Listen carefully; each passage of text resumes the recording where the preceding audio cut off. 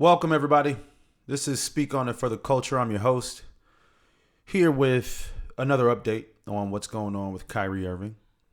In this video clip today, we have the Vice President of the NBA Players Association, Jaylen Brown of the Boston Celtics, who's had multiple comments regarding Kyrie Irving. And he had more comments last night with what's going on with Kyrie Irving. If you've been living under a rock and don't know what's going on with Kyrie Irving and Kanye West, there's been this drama in regards to them being labeled anti-Semitic for Kanye's comments. And on the heels of Kanye's comments, Kyrie tweeted a link to a documentary on Amazon that referred to the descendants of slaves or Black Americans as the true children of Israel, or the Hebrew Israelites, which would be the Jewish people. So this just kind of speaks to Kyrie saying that he can't be anti-Semitic if he knows where he comes from. It's a very popular narrative in the Black community that we are the children of Israel. Whether that subject is debatable or not, this is the catalyst for Kyrie Irving being suspended for 5 games. We have now gotten to games 6 and 7. But these are Jaylen Brown's comments. I just wanted to give you a recap of kind of what's going on and then just give you these latest comments. So let's listen to Jaylen Brown talk about Kyrie Irving and the Brooklyn Nets. You responded to Tsai's comment about Kyrie on Twitter. What about that bothered you? And what about Tsai's comment? And then what, if anything, that the league has done has bothered you? Yeah, his response was alarming to me. I tweeted it out yesterday. He didn't say that the organization was working together to get Kyrie back on the floor. He said that he had more work to do. And our society has more work to do, including Tsai. And it's 2022. It takes 10 minutes of time to see who, these business owners, corporations, et cetera, who they're associated with, who they're doing business with, and who they're affiliated with. And I'm vice president of the union, and it's part of my job to protect our players legally. And to see Phil Knight first come out and condemn, Kyrie, and also see Tsai say he has more work to do, I think it's time for a larger conversation. And Adam came out and said a statement that he doesn't believe Kyrie Irving is anti-Semitic, yet he's still suspended indefinitely. So those are my thoughts. So what do you think the reaction should be with him if that's not the way to do it? Like what should be the response? I said this before, I think it's uncharted territory. I think it's no distinction between what somebody says versus what somebody posts. And I guess that's what they're trying to figure out, the terms that the Brooklyn Nets instituted for his return. I voice, my discomfort. Some of our players, some people in the media voice some of their discomfort with that. And, we've yet to hear, what is the latest with that situation. It's still an indefinite suspension. He's already missed 5 or 6 games. So, how many games is he going to continue to miss? Is it another situation going on there? Is it a larger situation going on there? Is another conversation that need to be had? We've yet to find out. So I'm staying tuned, and I'm keeping my phone on to just see what is going to come of this situation.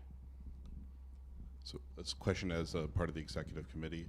Do you have concerns about the parameters that were set up for his return to play, as far as just creating a level of steps of things that have to be fulfilled? And do you think that's something that needs to be addressed in discussions over the next collective bargaining agreement? Absolutely. I don't think we've ever seen anything like this before in our league. So to say that this is what is needed for somebody to return, we just thought that was excessive.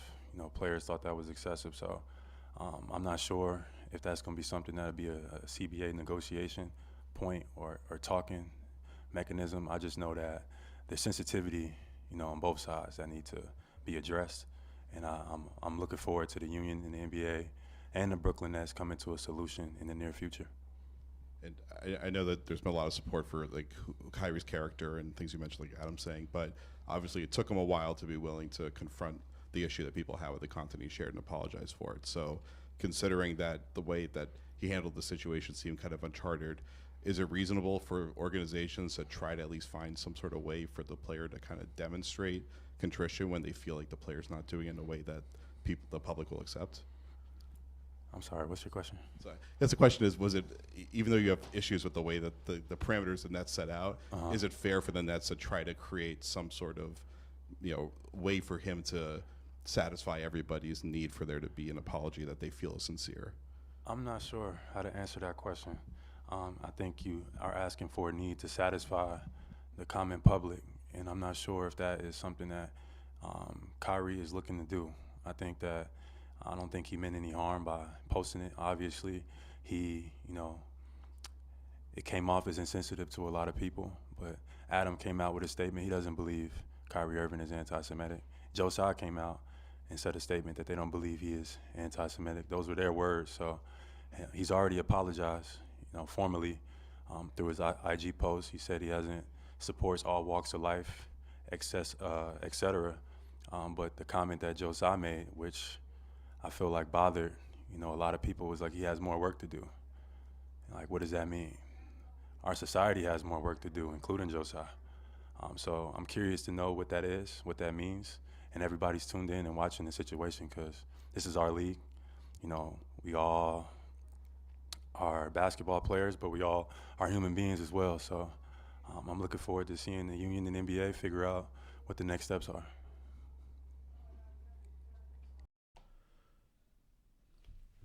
And so are we. We want to know what the next steps are because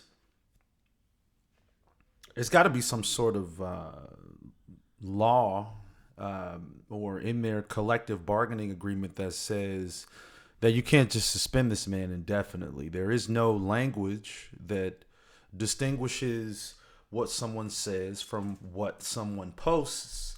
So let's not make an example out of Kyrie Irving. That doesn't seem very fair to me. So just a couple of the other things that have happened from Kyrie posting, he's lost his shoe deal with Nike. They pushed back the release of his shoes, costing him millions of dollars.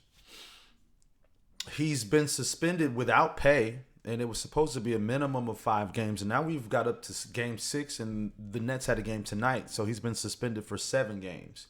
I don't know if these last 2 games have been without pay, but I know the first 5 games that he was out was going to cost him roughly $2 million.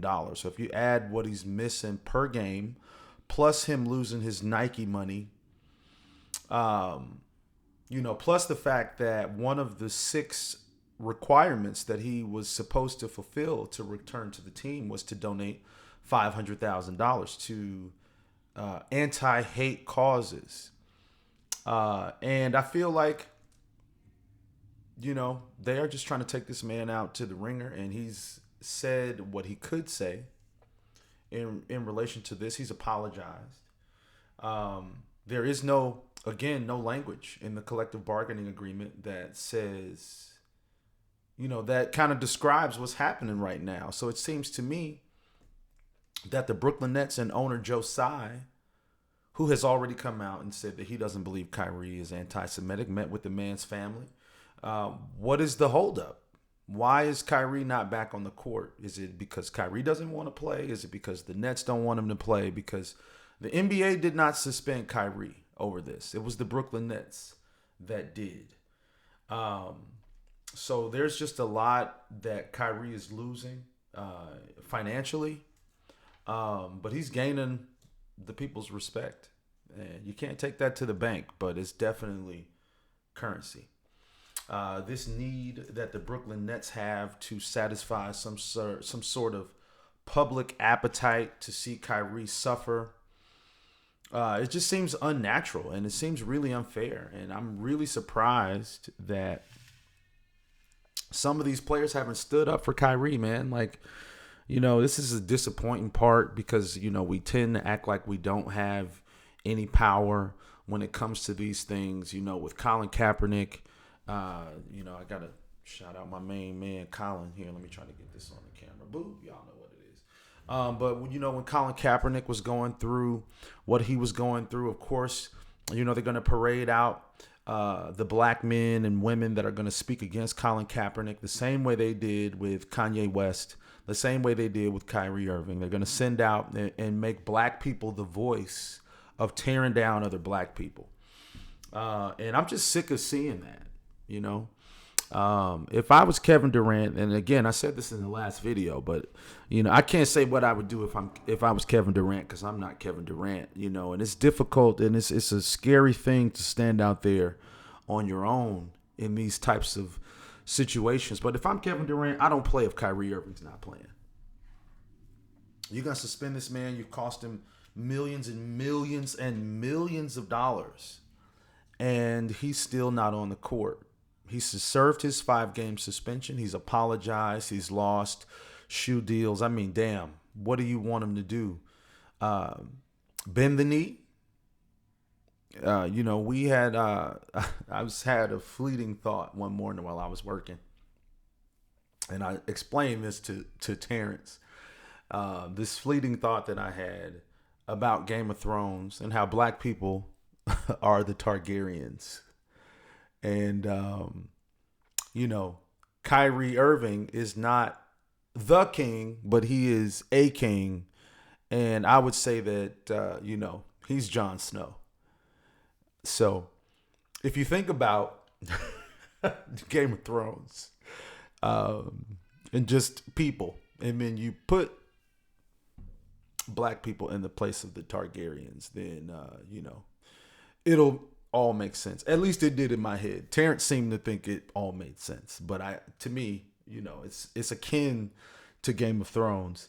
But in general, it seems like they want Kyrie to bend the knee. And man, it will be a beautiful day when these athletes stand up for each other, man. They got too much money and too much power, and these millionaires can make these billionaires bend to their will. But it's going to take some courage, you know. I want to thank you guys for watching this video. Subscribe to the channel. Give us a thumbs up on the video. And definitely leave some comments. We want to engage with you. That's the best part. That's the fun part about doing this, is really just engaging with people.